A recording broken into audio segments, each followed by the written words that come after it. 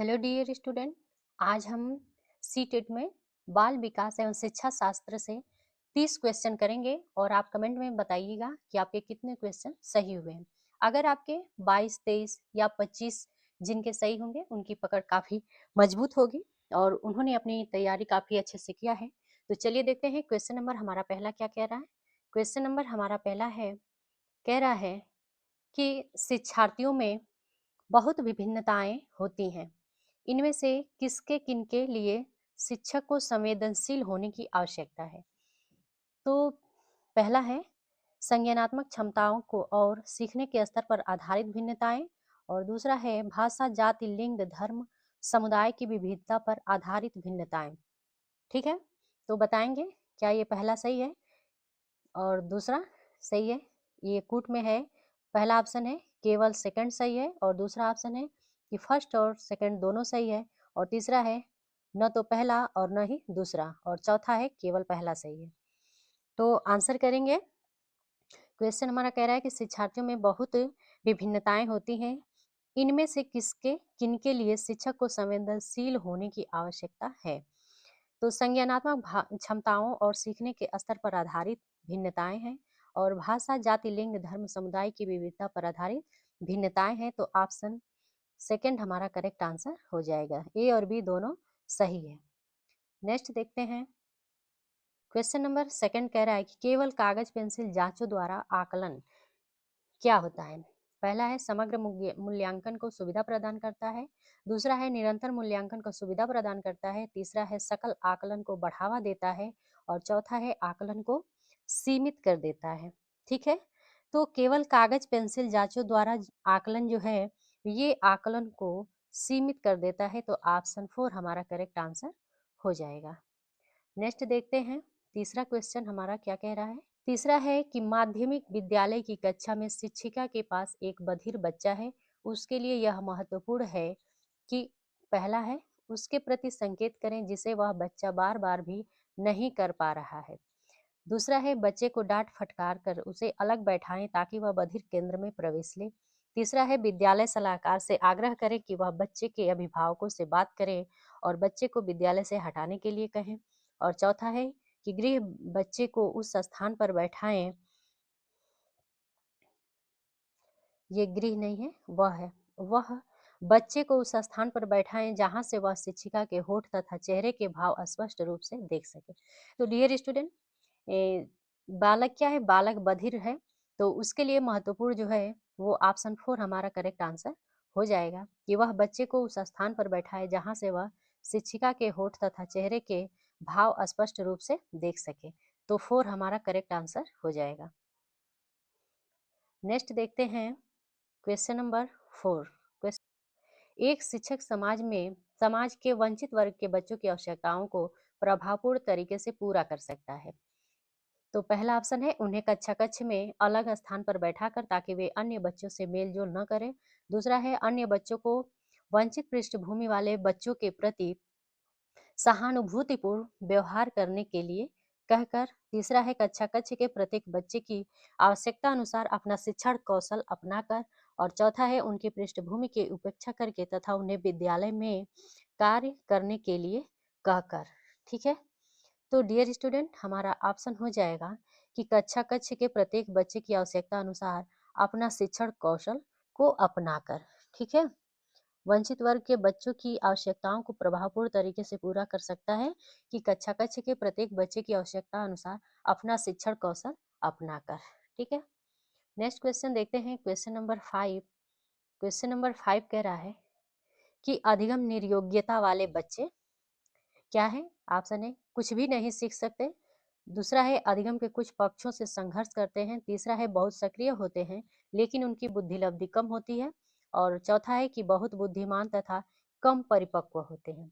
तो अधिगम निर्योग्य वाले जो बच्चे हैं वो अधिगम के कुछ पक्षों से संघर्ष करते हैं। तो ऑप्शन दूसरा हमारा करेक्ट आंसर हो जाएगा। ठीक है, नेक्स्ट देखते हैं। क्वेश्चन नंबर 6 है, कह रहा है कि शिक्षक बच्चों को सृजनात्मक विचारों के लिए प्रोत्साहित कर सकता है। कैसे। पहला है उन्हें उत्तर कंठस्थ करने के लिए कहकर, ये कंठस्थ तो वैसे ही निगेटिव शब्द है, ठीक है। उन्हें प्रत्यय स्मरण आधारित प्रश्न पूछकर, ये भी निगेटिव होता है।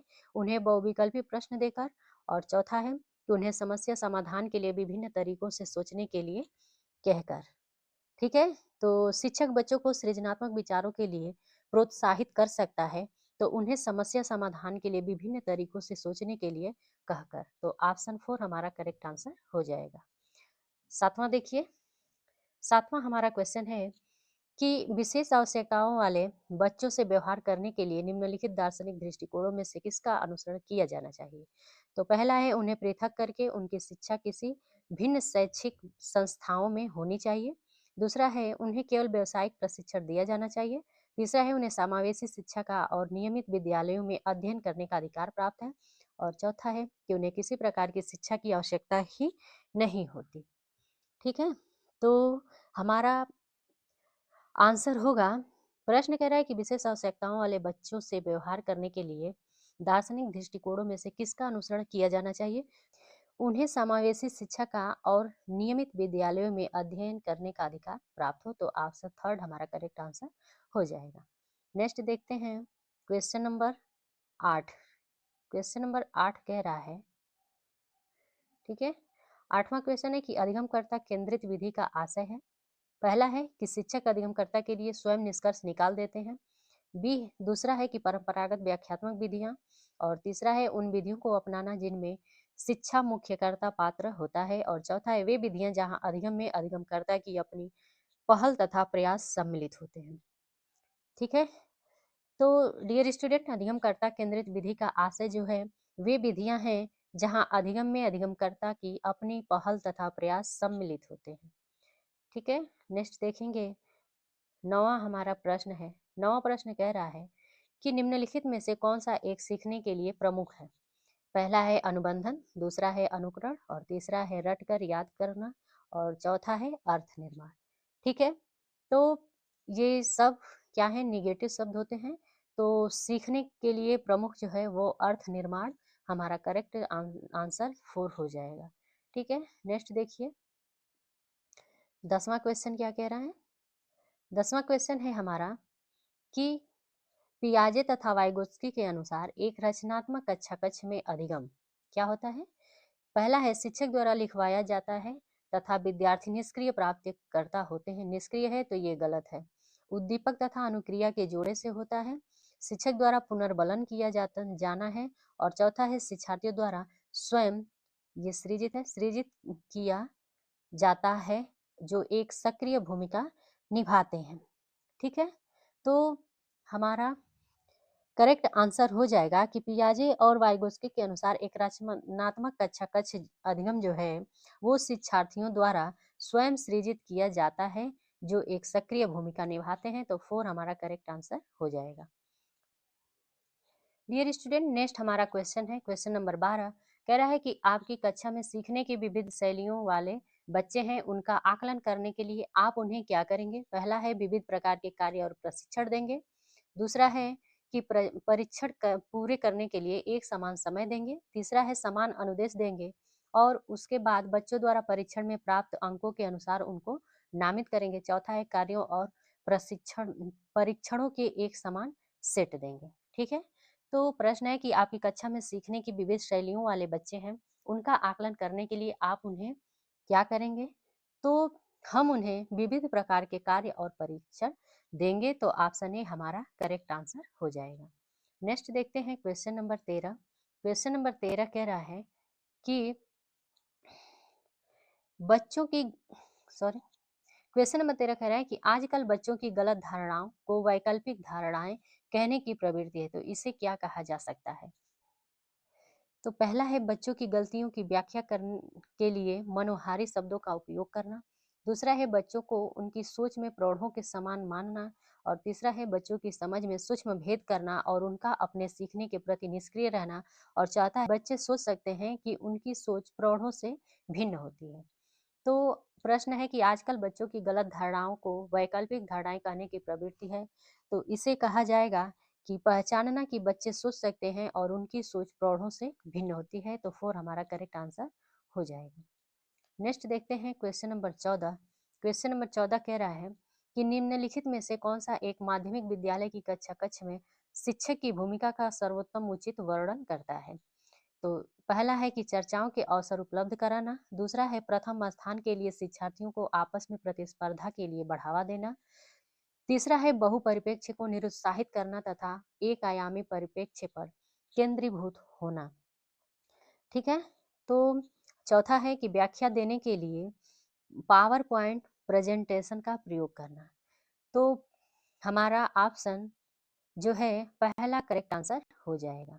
डियर स्टूडेंट, प्रश्न हमारा कह रहा है कि कौन सा एक माध्यमिक विद्यालय की कक्षा कक्ष में शिक्षक की भूमिका का सर्वोत्तम उचित वर्णन करता है। तो चर्चाओं के अवसर उपलब्ध कराना करता है। तो हमारा ऑप्शन फर्स्ट करेक्ट आंसर हो जाएगा।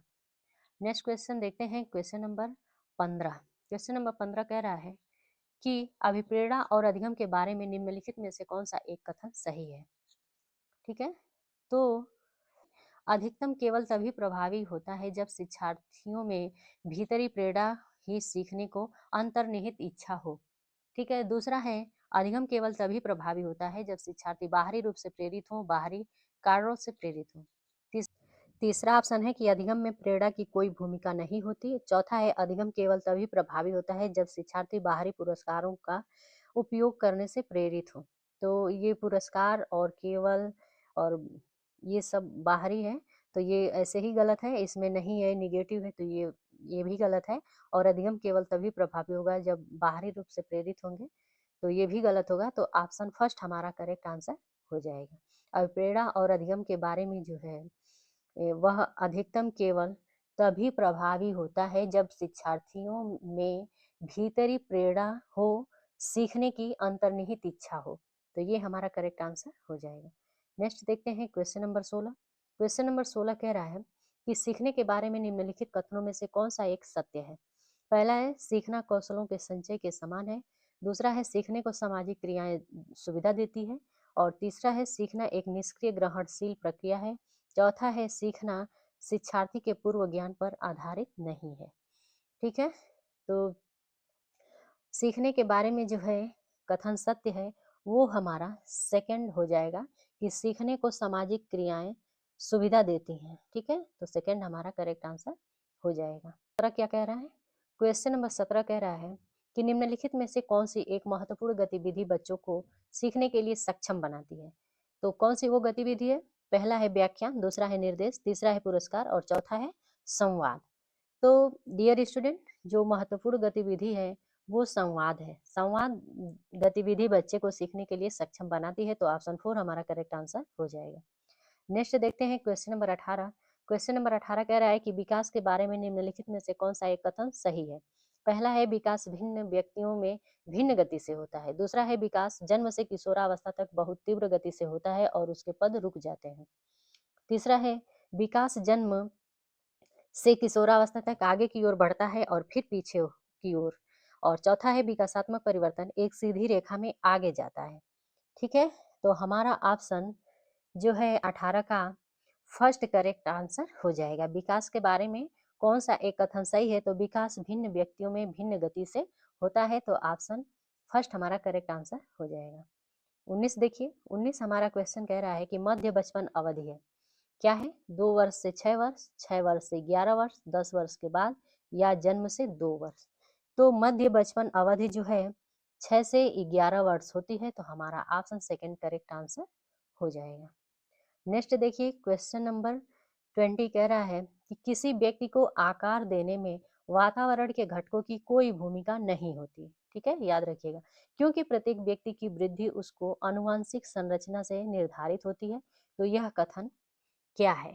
ठीक है, पहला ऑप्शन कह रहा है कि ठीक है, क्योंकि बहुत से शोध यह सिद्ध करते हैं कि आनुवांशिक पदार्थ की व्यक्ति के विकास की भविष्यवाणी करता है, और दूसरा है ठीक नहीं है, क्योंकि वातावरण के घटक किसी व्यक्ति की वृद्धि और विकास में कम योगदान करते हैं। तीसरा है ठीक नहीं है, क्योंकि बहुत से शोध यह सिद्ध करते हैं कि विकास में वातावरण का प्रभाव पड़ सकता है। ठीक है, और चौथा ऑप्शन देखेंगे, चौथा हमारा ऑप्शन है कि ठीक है, क्योंकि यह किसी व्यक्ति की आनुवंशिक संरचना बहुत प्रबल होती है। ठीक है, तो हमारा करेक्ट आंसर हो जाएगा 20 का थर्ड होगा। ठीक है, कि किसी व्यक्ति को आकार देने में वातावरण के घटकों की कोई भूमिका नहीं होती है, क्योंकि प्रत्येक व्यक्ति की वृद्धि उसको आनुवंशिक संरचना से निर्धारित होती है। तो यह जो कथन है वह कथन ठीक नहीं है। ठीक है, यह कथन ठीक नहीं है, क्योंकि बहुत से शोध यह सिद्ध करते हैं कि विकास में वातावरण का जो प्रभाव है वो पड़ सकता है। ठीक है, बहुत बड़ा प्रभाव पड़ सकता है। तो थर्ड हमारा करेक्ट आंसर हो जाएगा। नेक्स्ट देखते हैं 21, क्वेश्चन नंबर 21 कह रहा है, खाली स्थान एक प्रक्रिया है जिसके माध्यम से मानव शिशु समाज के सक्रिय सदस्य के रूप में निष्पादन करने के लिए आवश्यक कौशलों का अर्जन करना प्रारंभ करता है। कैसे करता है? पहला है सीखना, दूसरा है परिपक्वता, तीसरा है विकास और चौथा है समाजीकरण। ठीक है, तो हमारा इसमें 21 का ऑप्शन 4 हमारा करेक्ट आंसर हो जाएगा। सामाजिकरण एक प्रक्रिया है जिसके माध्यम से मानव शिशु समाज के सक्रिय सदस्य के रूप में निष्पादन करने के लिए आवश्यक कौशलों का अर्जन करना प्रारंभ करता है। तो 4 हमारा करेक्ट आंसर हो जाएगा। नेक्स्ट देखते हैं क्वेश्चन हमारा 22 कह रहा है, 22 क्वेश्चन कह रहा है कि पियाजे के अनुसार विकास को प्रभावित करने में निम्नलिखित कारकों में से किसकी भूमिका महत्वपूर्ण होती है? पहला दिया है भौतिक विश्व के साथ अनुभव, दूसरा है अनुकरण, तीसरा है पुनर्वलन और चौथा है भाषा। ठीक है, तो अनुकरण होगा नहीं, पुनर्वलन भाषा होगा नहीं, तो पियाजे के अनुसार जो है भौतिक विश्व के साथ अनुभव हमारा करेक्ट आंसर ऑप्शन ए हो जाएगा। ठीक है, नेक्स्ट देखते हैं क्वेश्चन नंबर 23 कह रहा है कि पूर्व संक्रियात्मक काल में आने वाली संज्ञानात्मक योग्यता है। पहला है लक्ष्य उद्दिष्ट व्यवहार की योग्यता, दूसरा है, इसे दूसरा कर लीजिए, दूसरे के दृष्टिकोण को समझने की योग्यता, तीसरा है अभिकल्पनात्मक निष्कर्ष चिंतन और चौथा है अमूर्त चिंतन की योग्यता।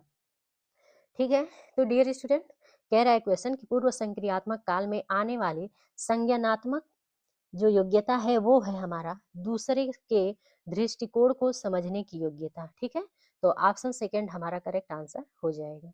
नेक्स्ट देखते हैं क्वेश्चन नंबर 24 कह रहा है, क्वेश्चन नंबर 24 कह रहा है कि निम्नलिखित में से किस एक जोड़े का मिलान जो है ठीक हुआ है?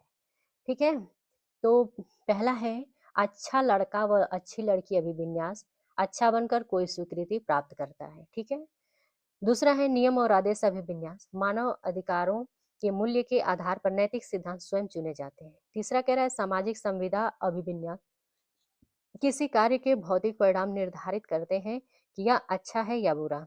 और चौथा हमारा है कि दंड देना और आज्ञा पालन विन्यास नियम तय नहीं है, किंतु समाज के हित में बदले जा सकते हैं। तो किस जोड़े का मिलान सही से हुआ है? तो हमारा ऑप्शन ए फर्स्ट जो है करेक्ट आंसर होगा कि अच्छा लड़का व अच्छी लड़की अभिविन्यास जो है अच्छा बनकर कोई स्वीकृति प्राप्त करता है। तो ये हमारा करेक्ट आंसर हो जाएगा। नेक्स्ट तो डियर स्टूडेंट, नेक्स्ट है हमारा 25 कह रहा है कि वैगोत्स्की की संतुति के अनुसार बच्चों को व्यक्तिगत वाक की संकल्पना है। क्वेश्चन है हमारा प्रदर्शित करती है कि बच्चे अपने आप से प्यार करते हैं। ठीक है, दूसरा है स्पष्ट करती है कि बच्चे अपने ही कार्यों के निर्देशन के लिए भाषा का प्रयोग करते हैं। और तीसरा है प्रदर्शित करती है कि बच्चे बुद्ध होते हैं और इसलिए उन्हें बुद्धू होते हैं, ये इसको बुद्धू कर लीजिएगा, बुद्धू होते हैं इसलिए उन्हें प्रौढ़ों के निर्देशन की आवश्यकता होती है। चौथा स्पष्ट करती है कि बच्चे अहम केंद्रित होते हैं।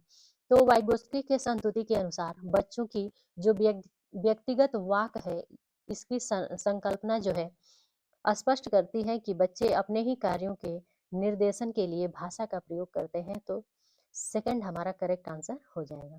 नेक्स्ट देखिए क्वेश्चन नंबर 26 कह रहा है कि वाइगोत्स्की के अनुसार सीखने को पृथक नहीं किया जा सकता है। किससे नहीं किया जा सकता है? पहला है पुनर्बलन से, दूसरा है व्यवहार में मापने योग्य परिवर्तन से, तीसरा है अवबोधन और अवधारणात्मक प्रक्रियाओं से और चौथा है उसके सामाजिक संदर्भ से। तो वाइगोत्स्की के अनुसार सीखने को अलग नहीं किया जा सकता है, तो उसके सामाजिक संदर्भ से अलग नहीं किया जा सकता है। तो ऑप्शन 4 हमारा करेक्ट आंसर हो जाएगा। नेक्स्ट देखते हैं क्वेश्चन नंबर 27 कह रहा है कि प्रगतिशील शिक्षा में अपरिहार्य है कि कक्षा कक्ष क्या है? पहला है सत्तावादी होता है जहां शिक्षक आदेश देता है और शिक्षार्थी चुपचाप अनुसरण करते हैं, तो बिल्कुल नहीं। दूसरा है सबके लिए मुफ्त है होता है जिसमें शिक्षक अनुपस्थित होता है, ये भी नहीं, निगेटिव है। और तीसरा है कि शिक्षक के पूर्ण नियंत्रण में होता है जिसमें वह अधिनायकवादी होता है, तो ये भी नहीं। और हमारा है चौथा कि लोकतांत्रिक होता है और समझने के लिए बच्चों को पर्याप्त स्थान दिया जाता है, तो यही प्रगतिशील शिक्षा में अपरिहार्य है। ठीक है, तो ऑप्शन 4 हमारा करेक्ट आंसर हो जाएगा। नेक्स्ट देखते हैं, क्वेश्चन नंबर 28 कह रहा है कि निम्नलिखित में से कौन सा एक उदाहरण भाषिक बुद्धि वाले व्यक्ति को दर्शाता है। पहला है स्वर, राग और सुर के प्रति संवेदनशीलता, और दूसरा है कि ध्यान देने और दूसरे से अंतर कर सकने की योग्यता, और तीसरा है तर्क की दीर्घ श्रृंखलाओं को संभाल सकने की योग्यता, और चौथा है कि शब्दों के अर्थ, क्रम तथा भाषा के विविध प्रयोगों के प्रति संवेदनशीलता। तो कौन सा एक उदाहरण भाषिक बुद्धि वाले व्यक्ति को दर्शाता है, तो उसमें हो जाएगा कि शब्दों के अर्थ, क्रम तथा भाषा के विविध प्रयोगों के प्रति संवेदनशीलता, यानी 4 हमारा करेक्ट आंसर हो जाएगा। क्वेश्चन नंबर 29 को देखते हैं। क्वेश्चन नंबर 29 कह रहा है कि भाषा क्या है। पहला है हमारी विचार प्रक्रिया को पूरी तरह से नियंत्रित करती है, और दूसरा है हमारी विचार प्रक्रिया को प्रभावित करती है, तीसरा है विचार प्रक्रिया का निर्धारण नहीं करती, और विचार प्रक्रिया को प्रभावित नहीं करती, तो ये ऐसे ही गलत है। अब दोनों में से हमें ढूंढना है कि हमारा ऑप्शन कौन सा होगा कि भाषा क्या है। तो भाषा हमारी विचार प्रक्रिया को पूरी तरह से नियंत्रित करती है, तो ये भी नहीं हो, ये हो जाएगा कि हमारी विचार प्रक्रिया को प्रभावित करती है भाषा, तो ये हमारा सेकंड करेक्ट आंसर हो जाएगा। क्वेश्चन नंबर 30 देखेंगे, लास्ट क्वेश्चन। क्वेश्चन नंबर 30 कह रहा है कि कक्षा 8 की एक पाठ्य पुस्तक में इस प्रकार के चित्र हैं, ठीक है, कि शिक्षिका और घरेलू काम करने वाले के रूप में महिला है, जबकि डॉक्टर एवं पायलट के रूप में पुरुष है। तो इस प्रकार के चित्रण से बढ़ सकता है या सकती है, तो क्या बढ़ सकता है। लिंग भूमिका निर्वाह, खेल, तो ये खेल नहीं है। लिंग स्थिरता है नहीं, लिंग सशक्तिकरण है नहीं, तो हमारा ऑप्शन 4 करेक्ट आंसर होगा, ये लिंग रूढ़िबद्धता है। ठीक है, कि घर का काम और शिक्षिका के रूप में जो है महिला रहेगी, और डॉक्टर और पायलट केवल पुरुष रहेगा, तो ये लिंग रूढ़िबद्धता है, तो ऑप्शन 4 हमारा करेक्ट आंसर हो जाएगा। डियर स्टूडेंट, कैसा लगा और आपके कितने क्वेश्चन सही हुए, ये हमें कमेंट में जरूर बताइएगा। चैनल को सब्सक्राइब नहीं किए हैं तो प्लीज सब्सक्राइब कर लीजिए, और एक लाइक कर दीजिएगा, कमेंट कर दीजिए। मिलते हैं नेक्स्ट वीडियो में, तब तक के लिए थैंक यू सो मच।